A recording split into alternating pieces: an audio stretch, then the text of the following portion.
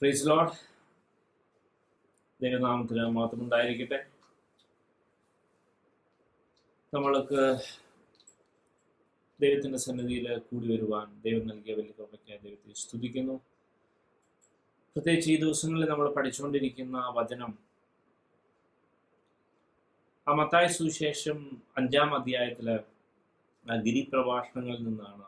5, 6, 7 അധ്യായങ്ങളിൽ നിന്നാണ് നമ്മൾ ഈ ദിവസം പഠിച്ചുകൊണ്ടിരിക്കുന്നത്. പ്രത്യേകിച്ച് നമുക്ക് മനസ്സിലാകേണ്ട ഏറ്റവും ഇമ്പോർട്ടൻ്റ് ആയ ചില കാര്യങ്ങൾ അതിനകത്ത് അടങ്ങിയിട്ടുണ്ട്. അതുകൊണ്ടാണ് യേശു മത്തായി സുവിശേഷം 7-ാം അധ്യായത്തിൽ അവസാനമായി പറയുന്ന ആ ബുദ്ധിയുള്ള മനുഷ്യൻ്റെ കാര്യവും ബുദ്ധിയില്ലാത്ത മനുഷ്യൻ്റെ കാര്യവും നമ്മൾ ആ ഭാഗങ്ങൾ പഠിച്ചപ്പോൾ യേശു ഈ പറയുന്ന, പ്രത്യേകിച്ച് ഈ 5, 6 അധ്യായങ്ങളിൽ പറയുന്ന 5, 6, 7 അധ്യായങ്ങളിൽ പറയുന്ന ഈ കാര്യങ്ങൾ മനസ്സിലാക്കി അത് കേട്ട് അത് ഗ്രഹിച്ച് അത് പ്രവർത്തിക്കുന്ന മനുഷ്യനാണ് ബുദ്ധിയുള്ള മനുഷ്യൻ. അത് കേട്ട് ഗ്രഹിച്ച് അനുസരിക്കാത്ത മനുഷ്യനാണ് ബുദ്ധിയില്ലാത്ത മനുഷ്യൻ. ഇനി അത് കേൾക്കാൻ പോലും തയ്യാറാവാതെ അതിനെക്കുറിച്ച് ഒരു ഐഡിയയും ഇല്ലാത്തിരിക്കുന്ന ആള് ഈ പറഞ്ഞ ബുദ്ധിയില്ലാത്ത ഒരു കാറ്റഗറിയിൽ പോലും നമുക്ക് കമ്പയർ ചെയ്യാൻ പറ്റില്ല എന്നാണ് നമ്മൾ കഴിഞ്ഞ ദിവസങ്ങളിൽ നമ്മൾ മനസ്സിലാക്കിയത്. അത് അവർ ഒരു കമ്പാരിസന് പോലും വർത്ത്ഫുൾ അല്ല എന്നാണ് നമ്മൾ മനസ്സിലാക്കിയത്. അപ്പോൾ അതുകൊണ്ട് തന്നെ കഴിഞ്ഞ ദിവസങ്ങളിൽ നമ്മൾ ഫസ്റ്റ് നമ്മൾ അതിൻ്റെ പാർട്ട് 2-ൽ നമ്മൾ കണ്ടത് മത്തായി സുവിശേഷം 5-ാം അധ്യായത്തിൽ തുടങ്ങുന്ന ഭാഗങ്ങളാണ് നമ്മൾ പഠിച്ചത്. അപ്പോൾ പരിശുദ്ധാത്മാവിനെ നമ്മൾ യഥാർത്ഥമായി ബെഗ് ചെയ്ത് നമ്മൾ പ്രാപിക്കേണ്ടത്. കാരണം പരിശുദ്ധാത്മാവിലൂടെയാണ് എല്ലാ സിസ്റ്റവും നടക്കുന്നത്. യേശു വന്ന് യേശുവിൻ്റെ മിഷൻ അക്കോംപ്ലിഷ് ചെയ്ത് തിരിച്ചു പോയിട്ട് നമുക്ക് നൽകിയത് പരിശുദ്ധാത്മാവിനാണ്. അപ്പോൾ റോമാലേഖനം 8-ാം അധ്യായത്തിൽ നമ്മൾ പഠിക്കുന്ന അതനുസരിച്ച് ഈ ആത്മാവിലൂടെയാണ് ദൈവത്തിൻ്റെതായ ആ രക്ഷയുടെ മാർഗം നമ്മളിൽ യഥാർത്ഥമായി അക്കോംപ്ലിഷ് ചെയ്യുന്നത്. കാരണം നമ്മുടെ ബ്രെയിൻ നമ്മളെ ലീഡ് ചെയ്യുന്നത്, നമ്മുടെ ഫ്ലഷ് നമ്മളെ ലീഡ് ചെയ്യുന്നത് നിത്യനാശത്തിലേക്കാണ്, നിത്യനരകത്തിലേക്കാണ്. ആ ഫ്ലഷിനെ നമ്മൾ എത്രത്തോളമൊക്കെ എൻഹാൻസ് ചെയ്യാൻ ശ്രമിച്ചാലും, എത്രത്തോളം ബുദ്ധി പറഞ്ഞു കൊടുക്കാൻ ശ്രമിച്ചാലും, എത്രത്തോളം ഡിസിപ്ലിൻ ചെയ്താലും സ്വർഗം കിട്ടത്തില്ല. അത് ഒരു കാരണവശാലും സ്വർഗത്തിന്റെ സ്റ്റാൻഡേർഡിനെ അത് വകവയ്ക്കുന്നില്ല, അതിനെ കീഴ്പ്പെടുവാൻ പറ്റുന്നില്ല, കംപ്ലൈ ചെയ്യാൻ പറ്റുന്നില്ല. അതിന് നേരെ ദൈവത്തിന്റെ സിസ്റ്റത്തിന് നേരെ വിപരീതമായിരിക്കും ഫ്ലഷ് നമ്മളെ കൊണ്ടുചെന്നെത്തിക്കുന്നത്. അതുകൊണ്ട് തന്നെയാണ് വി ആർ നോട്ട് സപ്പോസ്ഡ്, ജഡത്തിനല്ല കടക്കാരനാണ് ആകേണ്ടത്,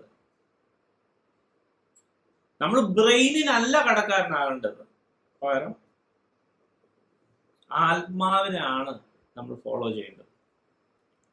ഇപ്പൊ നമ്മൾ ആ ദാവീദിന്റെ ഒക്കെ ലൈഫിലൂടെ നമ്മൾ ചേർത്ത് പഠിച്ചായിരുന്നു അതെങ്ങനെയൊക്കെയാണ് അത് സാധിക്കുന്നത്. കാരണം ഈ കാര്യം പുതിയ നിയമത്തിലെ യേശു ഇങ്ങനെ എക്സ്പ്ലിസിറ്റ് ആയിട്ട് പറഞ്ഞിരിക്കുന്ന കാര്യം സുവിശേഷങ്ങളിലൂടെ, ലേഖനങ്ങളിലൂടെ വളരെ ക്ലാരിറ്റിയോടെ നമുക്ക് വ്യക്തമായി മനസ്സിലാകുന്ന ഈ കാര്യം പഴയ നിയമത്തിൽ ദാവീദ് പ്രാക്ടീസ് ചെയ്തിട്ടുണ്ട് എന്നാണ് നമ്മൾ മനസ്സിലാക്കുന്നത്. പഴയ നിയമത്തിൽ തന്നെ ദാവീദ് ദൈവത്തെ ഫുൾ ടൈം മുന്നിൽ വെച്ചേക്കുവാണ്. ദാവീദിന്റെ ഏറ്റവും അടുത്ത കൗൺസിലർ ദൈവമാണ്. അപ്പൊ ദൈവത്തിന്റെ ആലോചനയിലാണ് ദാവീദ് നടന്നത്. ദൈവത്തിന്റെ ആത്മാവിന്റെ ശക്തിയാലാണ് ദാവീദ് വൻകാര്യങ്ങളൊക്കെ പ്രവർത്തിച്ചത്, അക്കംപ്ലിഷ് ചെയ്തത്. പുതിയ നിയമത്തിൽ വന്നപ്പോൾ, പഴയ നിയമത്തിലുള്ള കാര്യം തന്നെയാണ്, പുതിയ നിയമത്തിൽ വന്നപ്പോൾ അത് വ്യക്തമായി നമ്മളോട് പറഞ്ഞു നൽകി, വ്യക്തമായി മനസ്സിലാക്കി മുന്നോട്ട് പോകാൻ വേണ്ടി വേദഭാഗങ്ങൾ വളരെ വ്യക്തമായി അപ്പോസ്തലന്മാർ കൂടെ നമുക്ക് മനസ്സിലാവുന്നു, അല്ലെങ്കിൽ എഴുതി വെച്ചിട്ടുണ്ട്. അപ്പോ പോലും അങ്ങനെ ആയിരിക്കെ തന്നെ ഈ സാത്താൻ പ്രവർത്തിക്കുന്നത് മുഴുവൻ ബ്രെയിനിലാണ്. സാത്താൻ പ്രവർത്തിക്കുന്ന മുഴുവൻ നമ്മുടെ ആലോചനയിലാണ്. നമ്മൾ വലിയ ബുദ്ധിയാണ്, വലിയ സംഭവമാണെന്ന് കാണിക്കുന്ന അല്ലെങ്കിൽ തിങ്ക് ചെയ്തിരിക്കുന്ന, നിരൂപിച്ചിരിക്കുന്ന സാധനമാണ് നമ്മളെ തെറ്റിക്കുന്ന ഏറ്റവും വലിയ സാധനം. അല്ലെങ്കിൽ സാത്താൻ്റെ ഏറ്റവും വലിയ ടൂളാണ് നമ്മുടെ ബ്രെയിൻ, നമ്മുടെ ഫ്ലഷ്. അപ്പോ പരിശുദ്ധാത്മാവിനാലുള്ള ഇൻസ്ട്രക്ഷൻ, പരിശുദ്ധാത്മാവിന്റെ ലോ അത് വേറെയാണ്. പരിശുദ്ധാത്മാവ് തരുന്ന ഇൻസ്ട്രക്ഷൻ വേറൊരു സിസ്റ്റമാണ്. നമ്മുടെ ബ്രെയിൻ തരുന്ന ഇൻസ്ട്രക്ഷൻ വേറൊരു സിസ്റ്റമാണെന്നുള്ള ഒരു ക്ലിയർ അണ്ടർസ്റ്റാൻഡിങ് നമുക്ക് വേണം. ബ്രെയിൻ നമ്മളെ ലീഡ് ചെയ്യുന്നത് നാശത്തിലേക്കാണ്, നരകത്തിലേക്കാണ്. പരിശുദ്ധാത്മാവ് അതിനും നമ്മളെ ലീഡ് ചെയ്യാൻ പറ്റും, അതിനും ഐഡിയ തരാൻ പറ്റും, അതിനും കറക്റ്റായ ആലോചന തരാൻ പറ്റും. ആ ആലോചനയിൽ നമ്മൾ വിധേയപ്പെടുത്തി മനഃപൂർവ്വം ഏൽപ്പിച്ചു കൊടുക്കുകയാണെങ്കിൽ ആ ആലോചന നമ്മളെ ലീഡ് ചെയ്യുന്നത് നിത്യജീവനിലെ കാര്യം. അപ്പൊ നമ്മൾ പരിശുദ്ധാത്മാവിനെ പ്രത്യേകിച്ച് യൂസ് ചെയ്തില്ലെങ്കിൽ എന്താ സംഭവിക്കുന്നത് വെച്ചാൽ നമ്മുടെ ആലോചന, നമ്മളുടെ ഡയറക്ഷൻസ് മൊത്തം നാശത്തിലേക്കായിരിക്കും. അതുകൊണ്ടാണ് അവിടെ പൗലോസ് വളരെ ശക്തമായി അവിടെ എഴുതിയിരിക്കുന്നത്, ആത്മാവിനാൽ ജഡത്തിന്റെ പ്രവൃത്തികളെ മരിപ്പിച്ചാൽ നിങ്ങൾ ജീവിക്കും നിശ്ചയം. അതല്ലെങ്കിൽ നമുക്ക് സംഭവിക്കാൻ പോകുന്നത് നിത്യനാശമായിരിക്കും. അപ്പോ ഏത് വ്യക്തിയും യേശുവിൻ്റെ സിസ്റ്റത്തിൽ, യേശുവിൻ്റെ രക്ഷയുടെ മാർഗത്തിൽ വന്നിരിക്കുന്ന വ്യക്തി, ഏത് വ്യക്തിയും അടിസ്ഥാനപരമായി തന്നെ മനസ്സിലാക്കിയിരിക്കേണ്ട ഒരു കാര്യമാണ്, നമ്മുടെ ബ്രെയിനിനെ ഫോളോ ചെയ്യാൻ ബൈബിൾ പഠിപ്പിക്കുന്നില്ല. ബ്രെയിനിന് ഫോളോ ചെയ്യുന്ന സിസ്റ്റം, അല്ലെങ്കിൽ ബ്രെയിനിന് ആലോചനയുണ്ട്, ബ്രെയിൻ ആലോചന പറഞ്ഞു തരും. ആ ആലോചന നമ്മളെ കൊണ്ട് എത്തിക്കാൻ പോണത് എത്ര നല്ല കാര്യമാണെങ്കിലും, എത്ര നല്ല രീതിയിൽ അതിനെ, അല്ലെങ്കിൽ മാനുഷികമായി നോക്കുമ്പോൾ അതിന് നല്ല സ്വഭാവം, നല്ല ക്വാളിറ്റിയിലാണ് നമ്മൾ ചിന്തിക്കുന്നതെങ്കിൽ പോലും അത് നമ്മളെ ഉറപ്പായിട്ട് നരകത്തിൽ കൊണ്ടെത്തിക്കും. അതേസമയം ഏതെങ്കിലും വ്യക്തി യേശുവിനെ യഥാർത്ഥമായ രക്ഷിതാവായിട്ട് സ്വീകരിച്ച് അതിൻ്റെ അച്ചാരമായിട്ട് അവനിൽ പരിശുദ്ധാത്മാവിനെ നൽകി, ആ ആത്മാവിന് അവനോട് സംവേദിക്കാൻ പറ്റും, അവനെ ഡയറക്റ്റ് ചെയ്യാൻ പറ്റും, അവനെ കമ്മ്യൂണിക്കേറ്റ് ചെയ്യാൻ പറ്റും. ആത്മാവിന്റെ നിലവാരം ഉയരുന്തോറും അത് വളരെ ഫ്രീക്വന്റ് ആയും വളരെ എവിഡന്റ് ആയിട്ടും ഇരിക്കും. ആ ലെവലിലോട്ട് ആൾ എത്തിയേ പറ്റും. അങ്ങനെ കിട്ടുന്ന ആത്മാവിന്റെ ആ ഗൈഡൻസിലാണ് അവന്റെ ലൈഫ് പോകുന്നതെങ്കിൽ അവൻ നിത്യ രാജ്യത്ത് യേശുവിനോട് കൂടെ വാഴും. അതിന്റെ പ്രശ്നം എന്ന് പറഞ്ഞാൽ ബ്രെയിൻ പറയുന്നത് ഇടത്തോട്ടാ തിരിയാണെങ്കിൽ പരിശുദ്ധാത്മാവിന്റെ ദൈവത്തിന്റെ പ്ലാൻ വലത്തോട്ട് തിരിയാമെന്നായിരിക്കും. അപ്പോൾ മാനുഷികമായി നമ്മുടെ ഉള്ളിൽ രണ്ട് ശക്തികൾ സംവേദിക്കുന്നുണ്ട്. ഒന്ന് നമ്മുടെ ബ്രെയിൻ പറയുന്ന, അല്ലെങ്കിൽ ഈ ലോകം പറഞ്ഞു തരുന്ന ഐഡിയ, അത് ഇടത്തോട്ടാണ്. അപ്പോൾ ഇതേ പരിശുദ്ധാത്മാവ് പറയുന്നു വലത്തോട്ട് തിരിയാം. അപ്പോൾ രണ്ട് ഓപ്ഷൻ ഉണ്ട്. ഒന്നീ പരിശുദ്ധാത്മാവ് പറയുന്നത് വിശ്വസിക്കാൻ, അതായത് എന്ത് സംഭവിക്കുന്നൊന്നും അറിയത്തില്ല, പക്ഷെ പരിശുദ്ധാത്മാവ് അതാണ് പറയുന്നത് വലത്തോട്ട് പോകാൻ. അതേസമയം ബ്രെയിൻ പറയുന്ന, ലോകത്തിന്റെ സിസ്റ്റം പറയുന്ന, ലോകത്തിന്റെ ജ്ഞാനം പറയുന്ന സിസ്റ്റം ഇടത്തോട്ട് തിരിയാൻ ആണ്.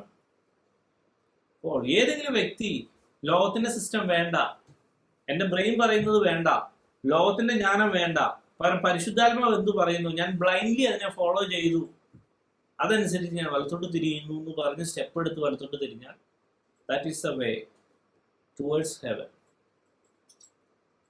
അത് നമ്മുടെ ലൈഫിൻ്റെ, എൻ്റെ ലൈഫ് പാറ്റേണിൻ്റെ അതിൽ മൊത്തം അത് വേണം.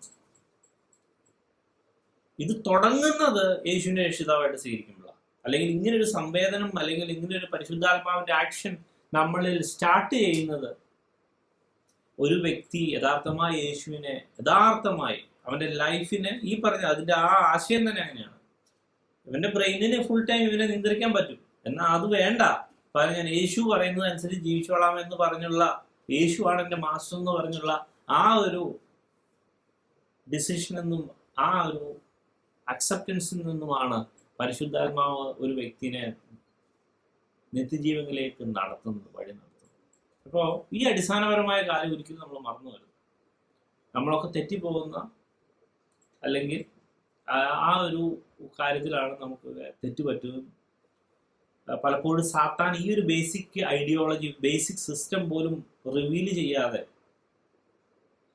അതായത് ബ്രെയിനും പരിശുദ്ധാത്മാവിന്റെ പ്രവർത്തനം എന്നുള്ള സംഭവം പോലും ഡിഫറൻഷിയേറ്റ് ചെയ്യാതെ, എല്ലാം മനസ്സിൽ തോന്നുന്നതൊക്കെ ഓക്കെയാണ്, അല്ലെങ്കിൽ മനസ്സിന്റെ തോന്നലാണ്, അത് ഇമോഷനാണ്, അത് അങ്ങനെ അങ്ങനെ പല സംഭവം. പരിശുദ്ധാത്മാവിന്റെ സാധനങ്ങളോ അതും ഒരു തോന്നലാണ്.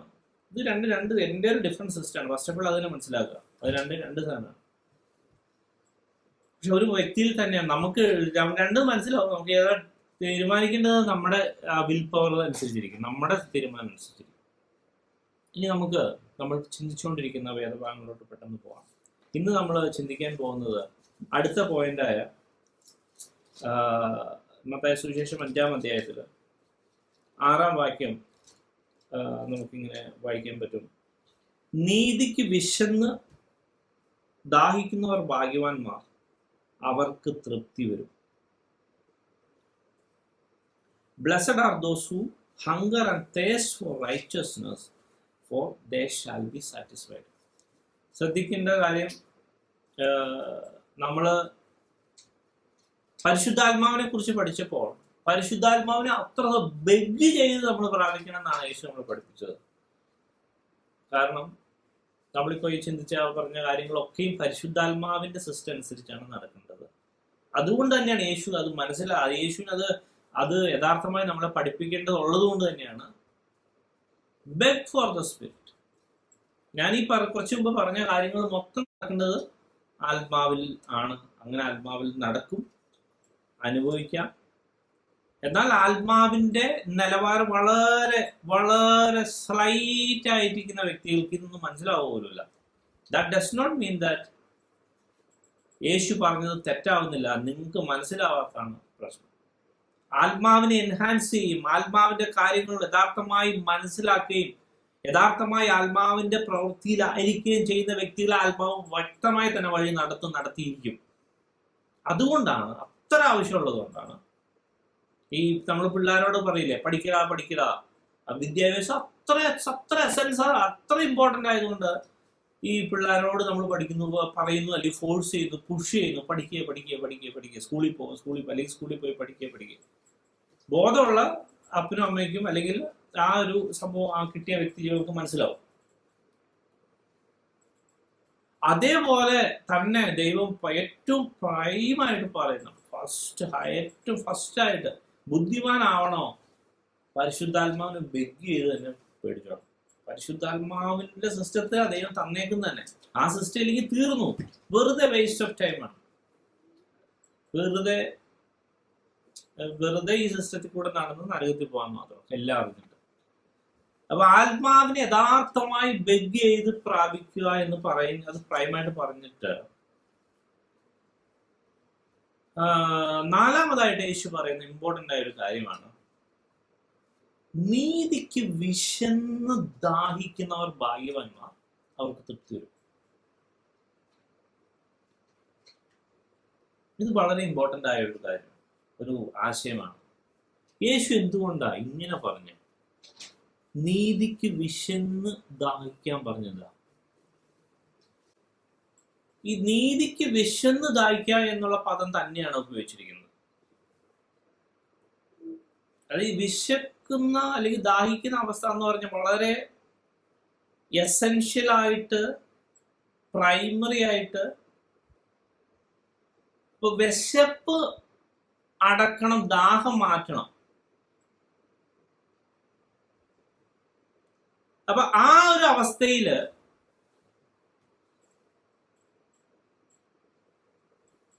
നമ്മള് നീതിയെ അല്ലെങ്കിൽ ദൈവത്തിന്റെ ആ സിസ്റ്റത്തെ നമ്മൾ കാണണം.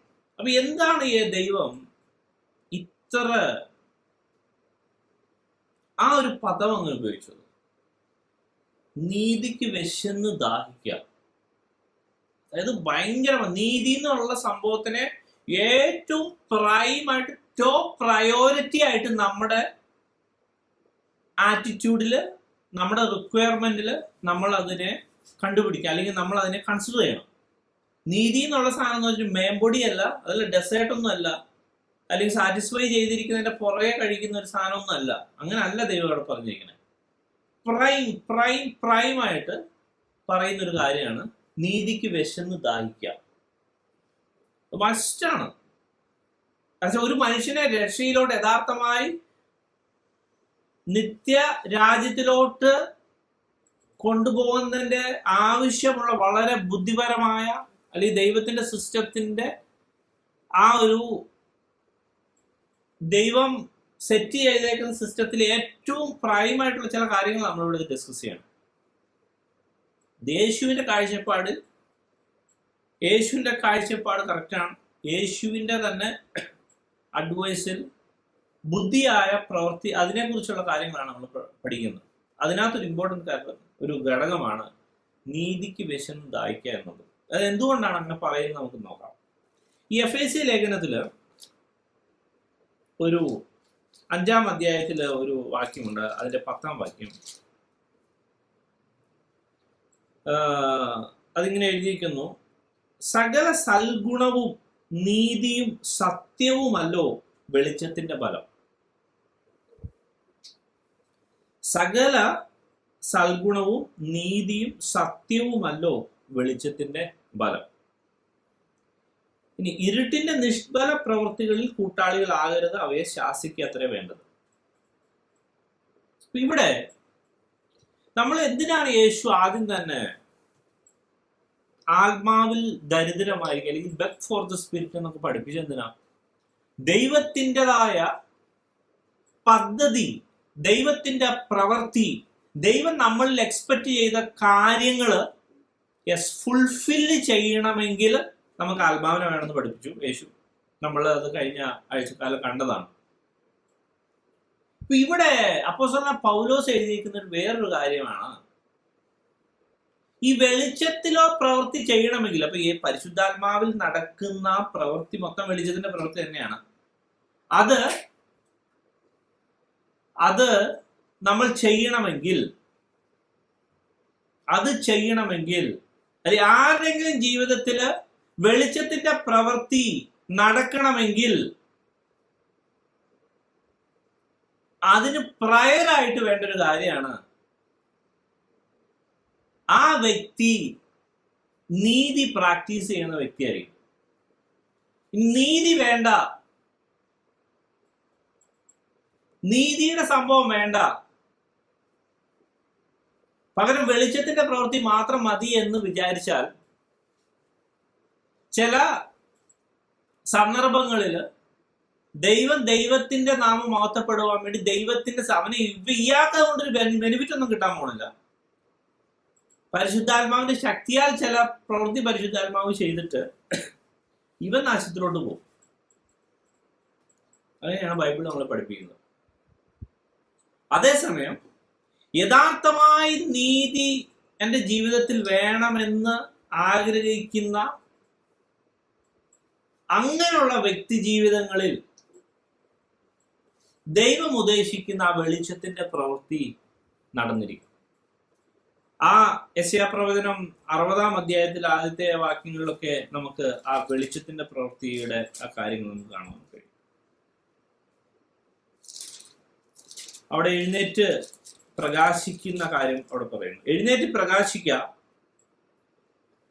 നിന്റെ പ്രകാശം വന്നിരിക്കുന്നു, യഹോവയുടെ തേജസ്സും നിന്റെ മേൽ ഉദിച്ചിരിക്കുന്നു.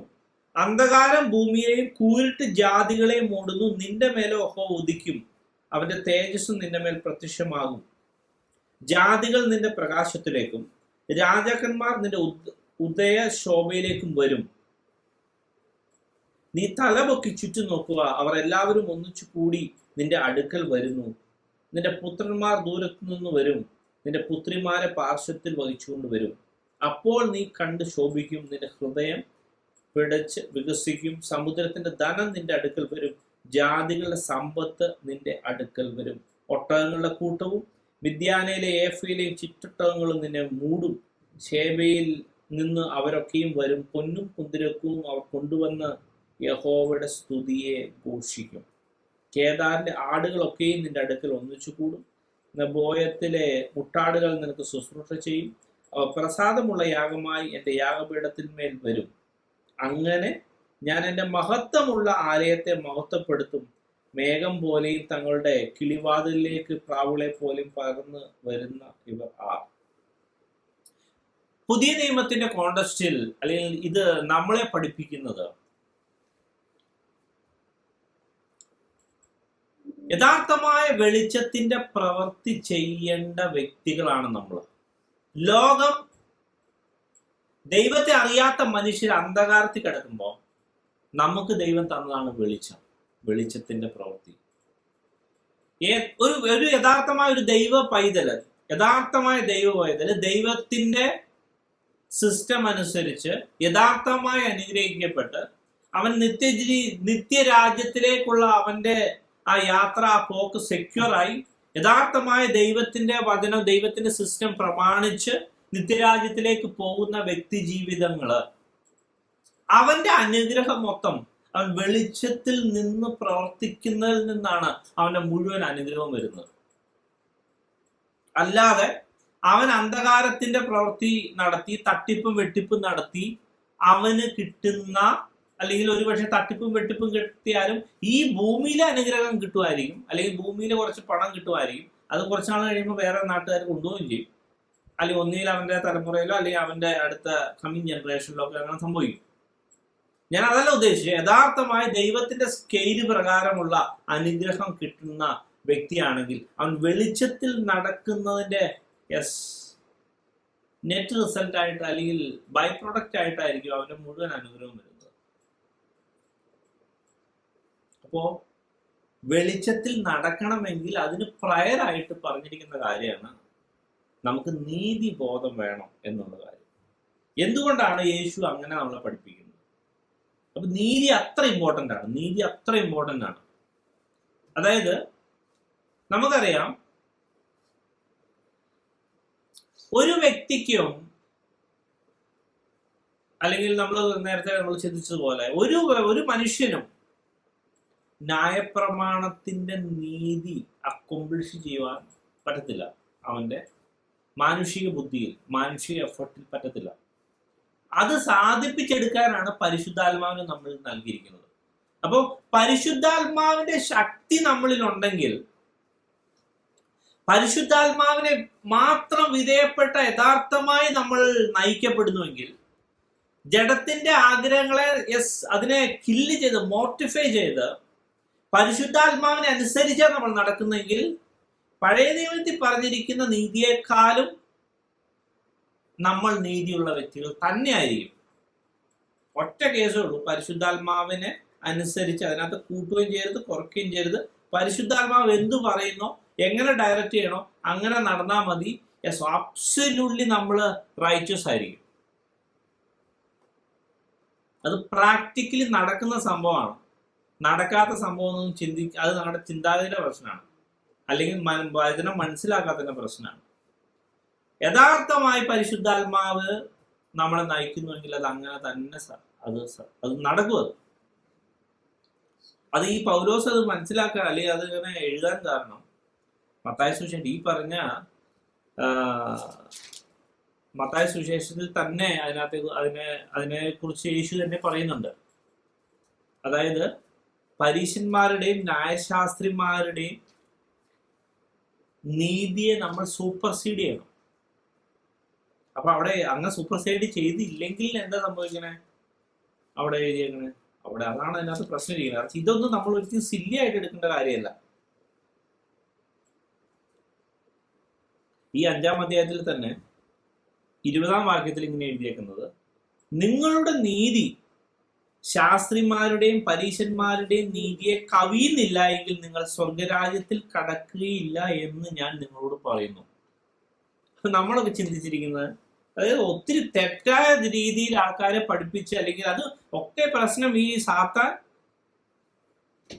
ബ്രെയിനിൽ പ്രവർത്തിച്ച് അങ്ങനെ നമ്മളെ, അതായത് വചനം ഒരു കാര്യം പഠിപ്പിക്കുന്നു, വചനം പഠിക്കാൻ മെനക്കെടാതെ അല്ലെങ്കിൽ അതിന് ഇമ്പോർട്ടൻസ് കൊടുക്കാതെ സാത്താൻ വർഷങ്ങളായിട്ട് പഠിപ്പിച്ച് അത് മനസ്സിലാക്കി തെറ്റായി നമ്മൾ ധരിച്ചിരിക്കുകയാണ് ഒരിക്കലും നമുക്ക് ഈ ന്യായപ്രമാണം അക്കംപ്ലിഷ് ചെയ്യാൻ പറ്റത്തില്ല. പക്ഷെ ഇവിടെ വചന യേശു പറയുന്നു, അവരുടെ പരീശന്മാര് നീതിന്ന് കണക്കുന്ന കാര്യവും അല്ലെങ്കിൽ പഴയ ശാസ്ത്രിമാര് നീതിയുടെ കിടക്കുന്ന അല്ലെങ്കിൽ ചിന്തിക്കുന്ന കാര്യങ്ങളെക്കാളും നീതി നമ്മുടെ ജീവിതത്തിൽ ഇല്ലെങ്കിൽ നമ്മൾ സ്വർഗത്തിൽ പോകത്തില്ല. ഒന്നിൽ യേശു പറയുന്ന തെറ്റായിട്ട് കൂട്ടേണ്ടി വരും, അല്ലെങ്കിൽ ബൈബിൾ തെറ്റാണെന്ന് കൂട്ടേണ്ടി വരും, അല്ലെങ്കിൽ നമ്മുടെ അണ്ടർസ്റ്റാൻഡിങ് തെറ്റാണെന്ന് നമ്മൾ സമ്മതിക്കേണ്ടി വരും. എന്തുകൊണ്ടാണ് യേശു ഇങ്ങനെ കട്ടായം പറഞ്ഞത്? അപ്പോൾ അത്ര ഇമ്പോർട്ടൻ്റ് അല്ലേ? ആ ഒരു ആസ്പെക്റ്റിൽ വെച്ചിട്ട് വേണം നീതിക്ക് വിശന്ന് ദാഹിക്കാൻ ഉള്ള കാര്യം നമ്മൾ എടുക്കാൻ. നീതി എന്നുള്ള അതുകൊണ്ടാണ് നീതി മേമ്പൊടിയൊന്നും അല്ല, ഡെസേർട്ടൊന്നും അല്ല. വിശന്ന് ദാഹിച്ച് മസ്റ്റായിട്ട് നമ്മുടെ ആറ്റിറ്റ്യൂഡിൽ അനീതിയായിട്ടുള്ള കാര്യങ്ങളെ അത്ര നമ്മൾ എതിർക്കേണ്ടതും നീതിയായിട്ടുള്ള കാര്യങ്ങളെ അത്ര നമ്മൾ ഏറ്റെടുക്കേണ്ടതുമാണ്. ഇനി റോമാലേഖനത്തിലെ 8-ാം അധ്യായത്തിൽ നമ്മൾ മനസ്സിലാക്കുന്നത് ഈ ആത്മാവിലൂടെയാണ്, ആത്മാവിന്റെ ശക്തിയിലൂടെയാണ് ഈ നീതി നമ്മളിൽ വരുള്ളൂ. അവിടെ തന്നെ പറഞ്ഞിരിക്കുന്ന ഒരു കാരണവശാലും ഒരു മനുഷ്യനും ന്യായപ്രമാണം, അതായത് യേശുവിന്റെ ഈ സിസ്റ്റം അനുസരിച്ച് പരിശുദ്ധാത്മാവ് യഥാർത്ഥമായി ഗൈഡ് ചെയ്യുന്ന വ്യക്തിയാണെങ്കിൽ അവൻ ന്യായപ്രമാണത്തിൽ പറയുന്നതിനേക്കാളും അല്ലെങ്കിൽ 10 കൽപ്പനയെ പറയുന്നതിനേക്കാളും അവൻ നീതിമാനായിരിക്കും. നീതിബോധമുള്ള നീതിയിൽ അവൻ നടത്തപ്പെടും. ഇത് നടക്കുന്നത് പരിശുദ്ധാത്മാവിലാണെന്നും പറഞ്ഞു. എന്നാൽ ഇവിടെ പറയുന്ന എന്താ സംഭവം എന്നറിയാമോ? ആക്ച്വലി നമുക്ക് ഈ ലെവലിലുള്ള നീതിബോധം അല്ലെങ്കിൽ പരിശുദ്ധാത്മാവിന്റെ നിലവാരം നമുക്ക് കിട്ടിയിട്ടില്ല. പക്ഷേ കിട്ടുന്നതിന് മുമ്പേ, prior to receive it, we should agree with this teaching. അതായത് ഏതെങ്കിലും ഒരു വ്യക്തി വിചാരിക്കുകയാണ് എനിക്ക് ഒരിക്കലും നീതിമാനാവാൻ പറ്റത്തില്ല, പരിശുദ്ധാത്മാവ് ഉണ്ടായാലും പറ്റത്തില്ല, സംഭവിക്കാൻ പോണത് അയാൾ നരകത്തിൽ പോകുമെന്നാണ് ഞാൻ മനസ്സിലാക്കിയിരിക്കുന്നത്. കാരണം അയാളുടെ ജീവിതം മൊത്തം അനീതി ചെയ്യും, സാത്താൻ അയാളെ മീൻസ് അത് ചെയ്യും, ദൈവം ഉദ്ദേശിക്കുന്ന ആ ടാർഗറ്റിൽ, ആ പ്രത്യേകിച്ച് ദൈവത്തിന്റെ ആ സ്റ്റാൻഡേർഡിൽ പൗലോസ് എന്ന് പറയുന്ന ദേഹവും അവന്റെ പ്രാണനും ആത്മാവും ദേഹവും അശേഷം അനിന്യമായൊന്നും വെളിപ്പെടില്ല. ക്രിസ്തുവിന്റെ വരപ്പിൽ അവൻ ബ്ലെയിംലെസ് ഒന്നും ആയിരിക്കത്തില്ല, അവൻ പക്ക ബ്ലെയിംഡ് ആയിരിക്കും. ബ്ലെയിമായ വ്യക്തി രക്ഷിക്കപ്പെടുന്നു അല്ലെങ്കിൽ രക്ഷപ്പെടുന്ന വചനം നമ്മൾ പഠിപ്പിക്കുന്നില്ല. യേശു നമ്മളിൽ തന്ന പരിശുദ്ധാത്മാവ് നമ്മളെ സാങ്ക്ടിഫൈ ചെയ്യാനും നമ്മളെ കറക്റ്റായിട്ട് നടത്താനും പാപം മാറ്റാനുമാണ്. If you are not agreeing with that, that is our problem. It is not the problem with God or not problem with Bible. It is our problem that we are not attaining or accomplishing that sort of lifestyle, life standard. It is our lack of knowledge. അല്ലെങ്കിൽ സാത്താൻ നമ്മളെ തെറ്റിദ്ധരിപ്പിച്ചിരിക്കുകയാണ്, അങ്ങനെ നടക്കില്ല. അപ്പോ ഇവിടെ നമ്മൾ പഠിച്ചിരിക്കേണ്ട അല്ലെങ്കിൽ മനസ്സിലാക്കേണ്ട ഒരു കാര്യം, നമ്മുടെ റൈച്ചസ്നെസ്, ആ റൈച്ചസ്നെസ് വളരെ വളരെ വളരെ ഹൈ ആയിരിക്കണം. ഇനി അഗൈൻ ഞാനത് ആ ഒരു പോയിന്റിലോട്ടാണ് പറഞ്ഞു വരുന്നത്. അപ്പോ ഇമ്പോർട്ടൻ്റ് ആയിട്ടുള്ള കാര്യം, ഇവിടെ പറയുന്ന നീതിക്ക് വിശന്ന് ദാഹിക്കുക എന്ന് പറയുന്നത് യഥാർത്ഥമായി നീതി അറ്റൈൻ ചെയ്യണമെന്ന അല്ലെങ്കിൽ അറ്റൈൻ ചെയ്യുക എന്നുള്ള ഒരു കാര്യം അല്ല അവിടെ പറയുന്നത്. പകരം അറ്റൈൻ ചെയ്യുന്നതിന് പ്രയറായിട്ട് ഇതിനെ ഡിസയർ ചെയ്യുക എന്നുള്ളതാണ് അവിടെ പറയുന്നത്. നമ്മൾ ഡിസയർ ചെയ്യാത്തൊരു കാര്യം ഒരു കാരണവശാലും നമ്മളിൽ അത് ദൈവം അലോ ചെയ്തു തരില്ല. നമുക്ക് ഈ നീതി കിട്ടണമെങ്കിൽ അത് പരിശുദ്ധാത്മാവിൽ കിട്ടുള്ളൂ എന്ന് നമ്മൾ പഠിച്ചു, മനസ്സിലാക്കി. പരിശുദ്ധാത്മാവിൽ കിട്ടുള്ളൂ, അത് ഉറപ്പാണ്. പക്ഷേ ഇത് കിട്ടുന്നതിന് മുമ്പേ നമ്മൾ ഒരു കാര്യം മനസ്സിലാക്കുകയും നമ്മൾ ആഗ്രഹിക്കുകയും വേണം. ഈ നീതി എനിക്ക് ആവശ്യമാണ്, ഞാൻ ഹൈ ലെവൽ നീതിബോധം നമ്മൾ ഡിസൈർ ചെയ്യുന്ന വ്യക്തിയാണ് എന്ന്, അല്ലെങ്കിൽ വ്യക്തി ആയിരിക്കണം. അങ്ങനെയുള്ള വ്യക്തിക്ക് നീതി ദൈവം അലോ ചെയ്തു തരുള്ളൂ. അപ്പൊ ആ പഴപ്പം, അതുകൊണ്ടാണ് ഈ ടീച്ചിങ്ങിന്റെ ഇമ്പോർട്ടൻസ് അവിടെ കിടക്കുന്നത്. കുറച്ചു മുമ്പേ, അതായത് നമ്മൾ ഇതിനു മുമ്പേ പഠിച്ചായിരുന്നു, ആത്മാവിനെ ബെഗ് ചെയ്ത് കിട്ടണം. ആത്മാവിനെ ബെഗ് ചെയ്യാത്തവന് ആത്മാവിനെ ദൈവം കൊടുക്കൂല. അത് മനസ്സിലാക്കി. അപ്പോൾ അത് തന്നെ നമുക്ക് അറിയാം, ദോഷികളായ നിങ്ങൾ നിങ്ങളുടെ മക്കൾക്ക് നല്ല ദാനങ്ങളെ കൊടുക്കുവാൻ ഇച്ഛിക്കുന്നുവെങ്കിൽ സ്വർഗസ്ഥനായ പിതാവ് തങ്ങളോട് യാചിക്കുന്നവർക്കല്ല. എന്തിനു യാചന അവിടെ വെച്ച? എന്നാൽ ഈ സിസ്റ്റം ഓട്ടോമാറ്റിക്കായിട്ട് യേശുവിന്റെ സന്നിധിയിൽ വരുമ്പോൾ തന്നെ പരിശുദ്ധാത്മാവിന്റെ ഫുൾനെസ് നമ്മളിലോട്ട് അങ്ങോട്ട് അലോ ചെയ്യുന്ന ഒരു സിസ്റ്റം അല്ല ദൈവം അവിടെ വെച്ചേക്കുന്നത്. യാചിച്ചു മേടിക്കാൻ തന്നെയാണ് വെച്ചത്. അപ്പൊ അങ്ങ് പരിശുദ്ധാത്മാവിന്റെ സിസ്റ്റം അങ്ങനെയാണെങ്കിൽ അതിന് പ്രയറായിട്ടുള്ളൊരു കാര്യമാണ് നീതിനെ ഡിസൈർ ചെയ്യുക എന്നുള്ള കാര്യം. അപ്പൊ നമുക്ക് ഈ നീതിനെ വേണ്ടെങ്കിൽ സുഹൃത്തെ വെറുതെയാണ് ഈ പണി. ഈ പരിപാടി വെറുതെയാണ്. ഫസ്റ്റ് നമ്മൾ ഡിസൈർ വേണം, നീതി വേണം. അതായത് ഞാൻ സംസാരിക്കുന്ന വാക്കുകൾ സത്യമായിരിക്കണം. ഞാൻ ചെയ്യുന്ന പ്രവൃത്തി ദൈവത്തിന്റെ കാഴ്ചപ്പാടിൽ, മനുഷ്യരുടെ കാഴ്ചപ്പാടിൽ, സാത്താന്റെ കാഴ്ചപ്പാടിൽ അബ്സല്യൂട്ട്ലി റൈച്ചസ് ആയിരിക്കണം എന്നുള്ള ബോധത്തോടെ നമ്മൾ ആഗ്രഹിച്ച്, ദൈവമേ ഇതെനിക്ക് തന്നേ പറ്റുമെന്ന് ആഗ്രഹിക്കുമ്പോൾ ദൈവം നമ്മളെ അതിനു വേണ്ടി പ്രാപ്തമാക്കും. ഹല്ലേലൂയ. അതാണ് ദൈവത്തിന്റെ സിസ്റ്റം. അപ്പോ ആ ഒരു കാര്യം നമ്മൾ മനസ്സിലാക്കേണ്ടതുണ്ട്, വളരെ വ്യക്തമായിട്ട് മനസ്സിലാക്കേണ്ടതുണ്ട്.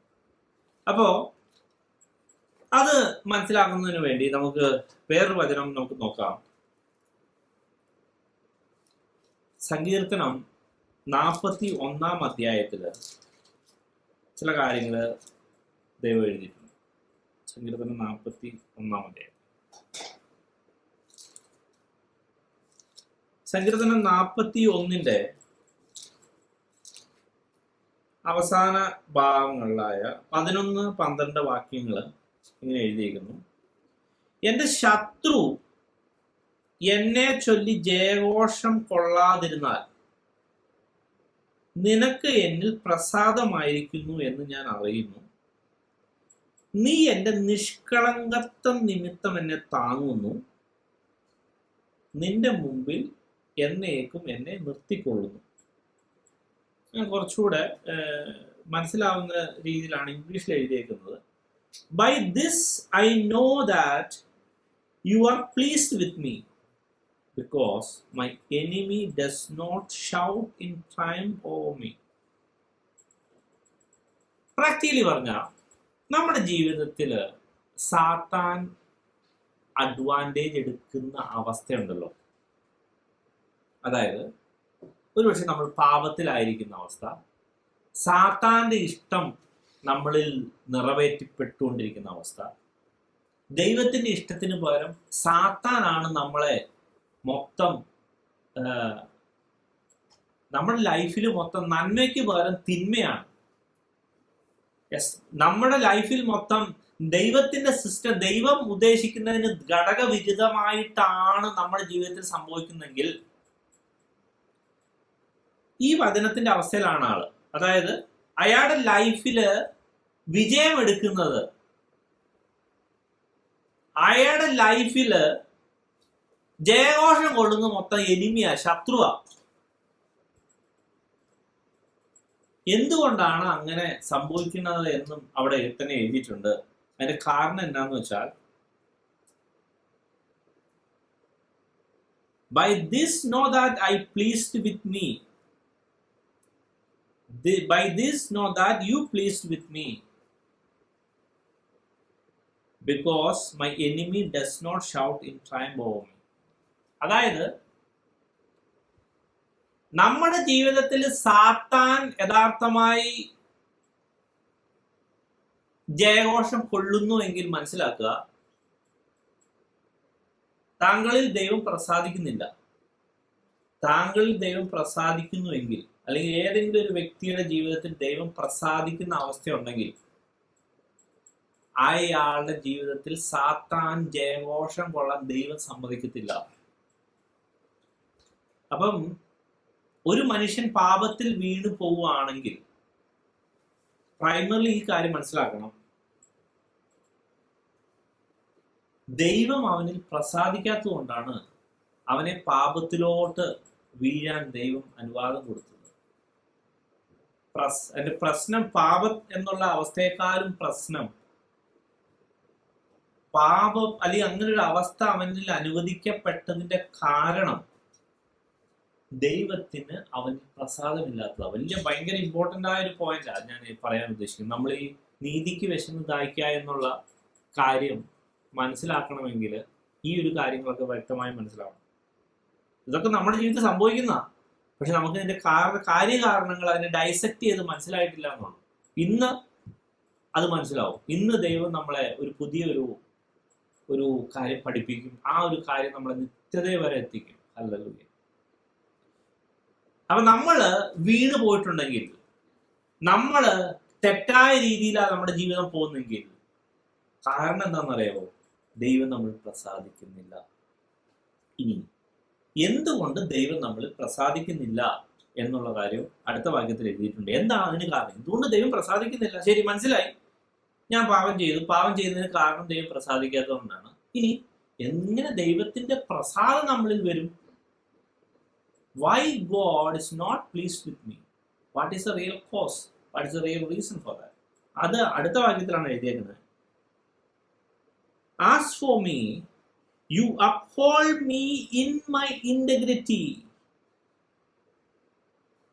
and you set me in your presence forever.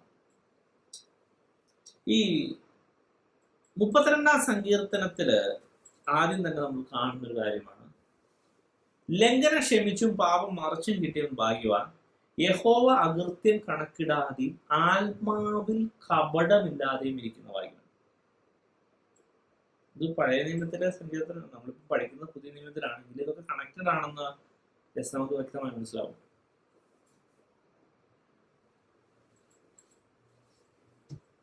ഇവിടെ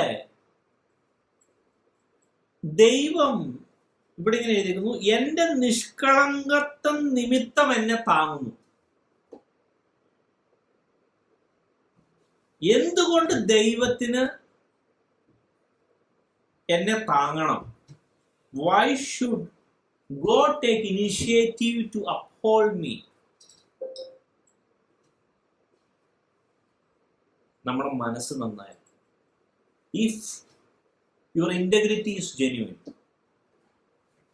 if your desire is genuine, if you are really hunger and thirst for righteousness, it is God's responsibility to please you or uphold you. അങ്ങനെയുള്ള വ്യക്തി ഉണ്ടല്ലോ, ഭയങ്കര important ആയ ഒരു കാര്യം ഞാൻ പറഞ്ഞു. അതുകൊണ്ട് ദൈവം ഹൃദയങ്ങളെ നോക്കുന്നു പറയുന്നത്. ഇത് ടീച്ചിങ്. ഈ ടീച്ചിങ് നമ്മുടെ ബ്രെയിനിൽ തന്നെ ഇവാലുവേറ്റ് ചെയ്യുക, അല്ലെങ്കിൽ ബ്രെയിനിലോ അല്ലെങ്കിൽ നമ്മുടെ സോളിലെ ഇവാലുവേറ്റ് ചെയ്യപ്പെടുന്നു.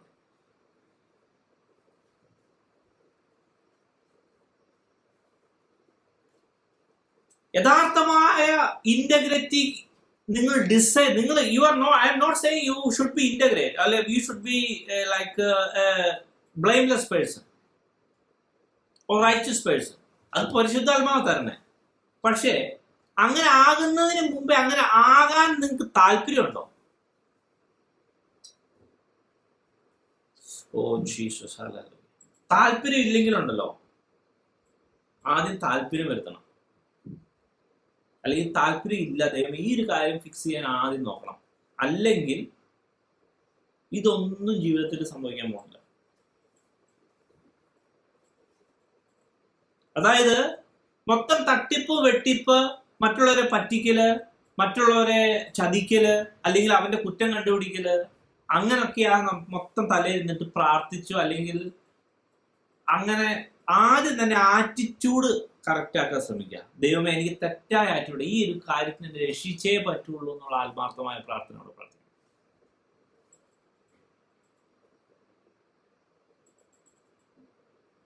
ആ പ്രാർത്ഥന ഉണ്ടല്ലോ, ആ ജെന്യുവിനിറ്റി അപ്പോഴും, അതായത് ഞാൻ എന്നുള്ള വ്യക്തി യഥാർത്ഥമായി റൈച്ചസും കറക്റ്റും ആയിരിക്കണം എന്നുള്ള ഒരു നീതി ബോധം, യഥാർത്ഥമായ നീതി കിട്ടുന്നതിന് മുമ്പേ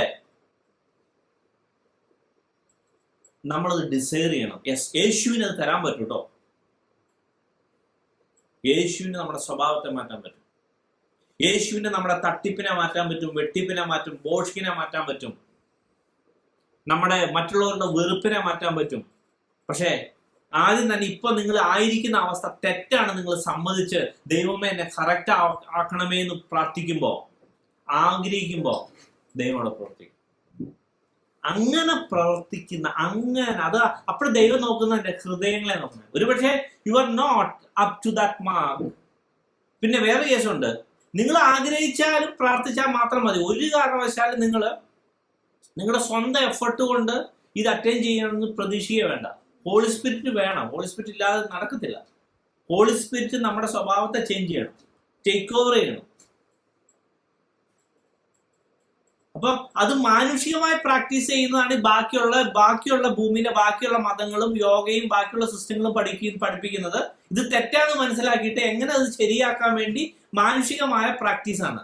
അതായത് സാത്താന്റെ സിസ്റ്റത്തിൽ നിന്നുകൊണ്ട് തന്നെ നല്ല സ്വഭാവം അറ്റൈൻ ചെയ്യാൻ ശ്രമിക്കുന്ന ഒരു പരിപാടിയാണ്. It will be utterly foolish, utterly failure. നമുക്ക് കുറച്ചൊക്കെ പ്രാക്ടീസ് മുഖേന കുറച്ചൊക്കെ ആ ഒരു സാധനം എന്താണ് ചെയ്യുക, എക്സിബിറ്റ് ചെയ്യാൻ പറ്റും ഫോർ എ സർട്ടൻ എക്സ്റ്റെന്റ്. പക്ഷേ genuinely deep in your heart you are wrong. You still love all foolishness, all fleshy stuff. പക്ഷെ പരിശുദ്ധാത്മാവ് വരുമ്പോൾ അങ്ങനല്ല. ഇറ്റ് വിൽ ടോട്ടലി അതിന് ഉൾട്ടായി കളയും. അതിനോട് ഹേറ്റ് തോന്നും, ഹേട്രഡ് തോന്നും. അതായത് നമ്മൾ പ്രൊഫഷണൽ കോഴ്സ്, പ്രൊഫഷണൽ തിങ്, അല്ലെങ്കിൽ ഈ ഓരോ മാസ്റ്റർ ക്ലാസ്, ബിഹേവിയർ ക്ലാസ്, അതുപോലത്തെ കാര്യങ്ങളൊക്കെ പഠിപ്പിക്കുന്നത്, അതായത് they are not removing it, they are just trying to അതിനെ ഒരു സ്മാർട്ടായിട്ട്, അത് നൈസായിട്ട് പൊതിഞ്ഞ് ഒരു റോസാപ്പൂ വെച്ചിട്ട് അല്ലെങ്കിൽ കൊടുക്കാൻ ശ്രമിക്കുകയാണ്. They are wrapping with something and trying to exhibit that wrap. അത്രേ ഉള്ളൂ. പക്ഷെ ഹോളി സ്പിരിറ്റ് അത് ചെയ്യുന്നതെന്നറിയാമോ? യേശുവിന്റെ അധികാരമുള്ളത്, അത് ആ പരിശുദ്ധാത്മാവുള്ള ദുർനിക്ഷേപത്തെ ഡീപ്പ് ഇൻ ഹാർട്ടിൽ പ്ലഗ് ഔട്ട് ചെയ്തിട്ട് പുതിയ ഫ്രൂട്ട് ഓഫ് സ്പിരിറ്റ്, നല്ല സ്വഭാവം ഇംപ്ലാന്റ് ചെയ്ത് തരും. Then you are not exhibiting or like pretending something. Rather, bottom from your heart, you are exhibiting. You are just going with as a new creation. That is a new creation. ബാക്കി ലോകത്തിലെ system മുഴുവൻ അതിന് പുതിയമായ spray പൂശി അതിനെ rap ചെയ്ത് നല്ല രീതിയിൽ ഈ ഫൂളിഷ് വേൾഡിനും ഈ നശിക്കുന്ന ലോകത്തിനും അതറിയാം എന്താ നല്ലത് വേണ്ടെന്നൊക്കെ. പക്ഷെ they cannot achieve without Holy Spirit. But for us it's possible. അത് യേശു തരുന്നത് ആ പരിശുദ്ധാത്മാവാണ്. So try to understand. Treat your heart. Treat your heart seriously. അതിൻ്റെ ഒരു പ്രൈമറി സ്റ്റെപ്പാണ് accept the mistake and really genuinely desire for the righteousness and right thing in our life. And if you pray, God will really helpful, or God will help you. ആ ദുർനിക്ഷേപം മാറി ആ നല്ല നിക്ഷേപം വരാൻ ദൈവം നമ്മളെ സഹായിക്കും. അൺറൈച്ചസ്നെസ് മാറി റൈച്ചസ് തിങ് വരാൻ ദൈവം നമ്മളെ സഹായിക്കും. അങ്ങനെ ആ ഡിസയർ ഉള്ള വ്യക്തിയെ ഇവിടെ എഴുതിയേക്കുന്നത് ഇന്റഗ്രിറ്റി നിമിത്തമാണ് യേശു താങ്ങുന്നത്. അങ്ങനെയുള്ള വ്യക്തിയിൽ ദൈവത്തിന് ഭയങ്കര പ്രസാദമാണ്. അങ്ങനെയുള്ള വ്യക്തിനെ ദൈവം അവിടെ എന്താ എഴുതിയേക്കണേ?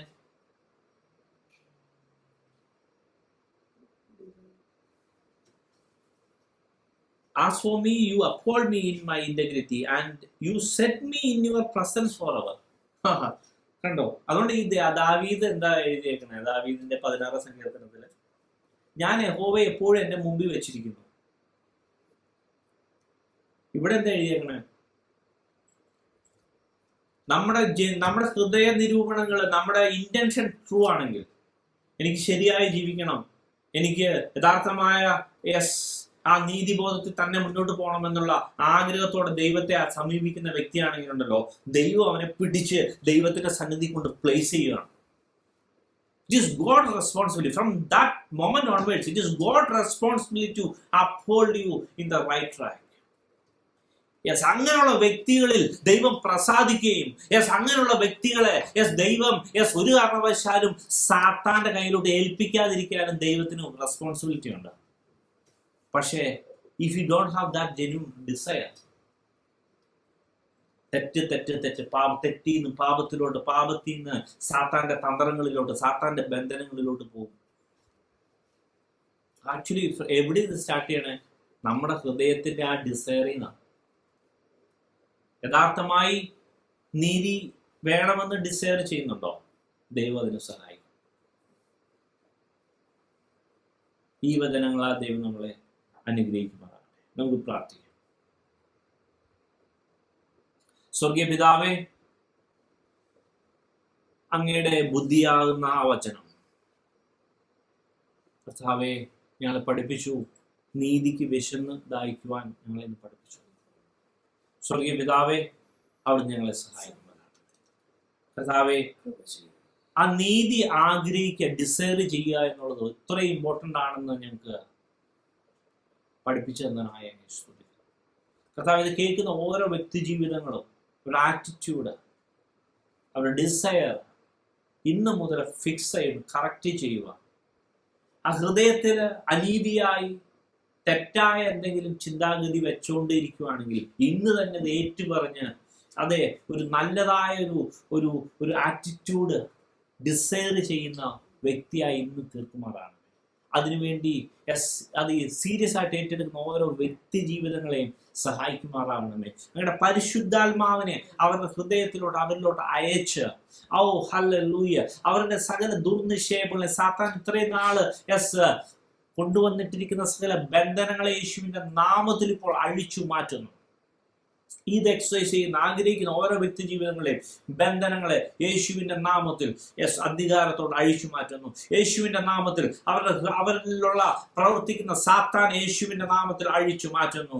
യേശുവിന്റെ അധികാരമുള്ള നാമത്തിൽ അവരുടെ ദുർനിക്ഷേപങ്ങളെ യേശുവിന്റെ നാമത്തിൽ മുഴുവൻ മെതിച്ച്, മുഴുവൻ പൊടിച്ച്, മുഴുവൻ പതിരാക്കി, മുഴുവൻ പാറ്റി യേശുവിന്റെ നാമത്തിൽ അതിനെ പുറത്താക്കുന്നു. ഹല്ലേലൂയ. പരിശുദ്ധാത്മാവിന്റെ നല്ല ബലം ഇന്നു മുതൽ ആ വ്യക്തി ജീവിതങ്ങളിൽ വന്ന് വസിച്ച് അവർ ആ പുതിയ സ്വഭാവത്തിന് ഹല്ലേലൂയ, ആമേൻ, ഹല്ലേലൂയ, ആ പുതിയ സ്വഭാവത്തിന് ഹല്ലേലൂയ, ആമേൻ, ഹല്ലേലൂയ, ആ ഒരു സ്വഭാവം കിട്ടുന്ന വ്യക്തിയായി, പുതിയ സ്വഭാവത്തിന് കൂട്ടാളിയായി, പുതിയ സ്വഭാവം അവരെ അത് ക്യാരി ചെയ്യുന്ന വ്യക്തിയായി തീരട്ടെ കർത്താവേ. ഇന്നു മുതൽ അത് അങ്ങനെ ചെയ്യണം.